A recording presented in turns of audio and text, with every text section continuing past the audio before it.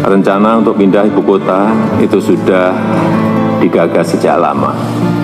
Bahkan sejak era Presiden pertama Republik Indonesia, Insinyur Soekarno. Banyak pertanyaan, kenapa harus pindah? Yang pertama, beban Jakarta saat ini sudah terlalu berat sebagai pusat pemerintahan, pusat bisnis, pusat keuangan, pusat perdagangan, dan pusat jasa. Dan juga airport, bandara udara, dan pelabuhan laut yang terbesar di Indonesia. Yang kedua, beban Pulau Jawa yang semakin berat dengan penduduk sudah 150 juta atau 54% dari total penduduk Indonesia. Dan 58% PDB ekonomi Indonesia itu ada di Pulau Jawa. Dan Pulau Jawa sebagai sumber ketahanan pangan. Beban ini akan semakin berat bila ibu kota pemerintahan pindahnya tetap di Pulau Jawa. Kemudian juga ada yang bertanya mengenai pendanaan. Perlu kami sampaikan bahwa total kebutuhan untuk ibu kota baru adalah kurang lebih 466 T.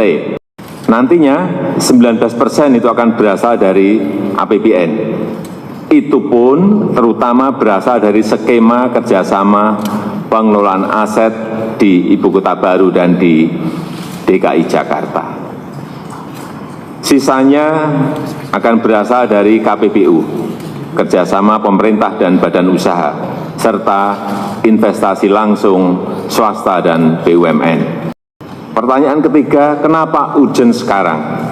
Kita tidak bisa terus-menerus membiarkan beban Jakarta dan beban Pulau Jawa yang semakin berat dalam hal kepadatan penduduk.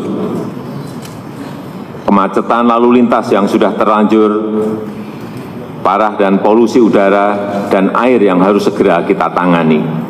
Dan ini bukan kesalahan Pemprov DKI Jakarta, bukan. Tetapi terlebih karena besarnya beban yang diberikan perekonomian Indonesia kepada Pulau Jawa dan kepada Jakarta. Kesenjangan ekonomi antara Jawa dan luar Jawa yang terus meningkat meskipun sejak 2001 sudah dilakukan otonomi daerah. Pemerintah telah melakukan kajian-kajian mendalam dan kita intensifkan studinya dalam 3 tahun terakhir ini. Hasil kajian-kajian tersebut menyimpulkan bahwa lokasi ibu kota baru yang paling ideal adalah sebagian Kabupaten Penajam Pasar Utara dan sebagian di Kabupaten Kutai Kartanegara, Provinsi Kalimantan Timur. Kenapa di Kaltim? Ada pertanyaan, kenapa di Kaltim? Satu, risiko bencana minimal. Baik bencana banjir, gempa bumi, tsunami, kebakaran hutan, gunung berapi, dan tanah longsor. Yang kedua, lokasinya yang strategis, berada di tengah-tengah Indonesia. Yang ketiga, berdekatan dengan wilayah perkotaan yang sudah berkembang, yaitu Balikpapan dan Samarinda. Yang keempat, telah memiliki infrastruktur yang relatif lengkap.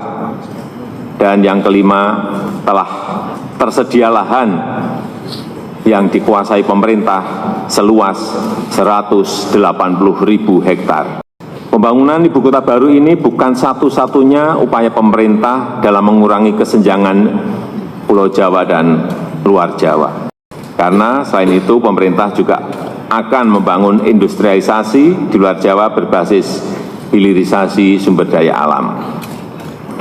Dan Jakarta akan tetap menjadi prioritas pembangunan dan terus dikembangkan menjadi kota bisnis, kota keuangan, pusat perdagangan, dan pusat jasa berskala regional dan global. Dan rencana Pemprov DKI Jakarta untuk melakukan urban regeneration yang dianggarkan sebesar 571 triliun tetap terus dijalankan dan pembahasannya sudah pada level teknis dan siap dieksekusi.